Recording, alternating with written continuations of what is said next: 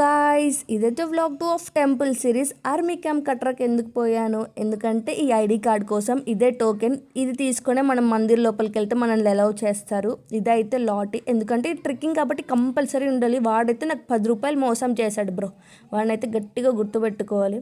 దాని తర్వాత భవన్ లోపలికి ఎంటర్ అవ్వగానే అందరూ జై మాతాది జై మాతాది అంటే నాకు చాలా పాజిటివ్ వైబ్స్ వచ్చాయి. నాకు అప్పుడు ఒకసారిగా అర్థమైంది ఏంటంటే, మనం ఎలా తిరుపతిలో అయితే గోవింద గోవింద నామాలు పలుకుతామో, ఇక్కడ అందరు జై మాతాది జై మాతాది అంటే టక్కున వైబ్స్ అయితే వచ్చేసాయి.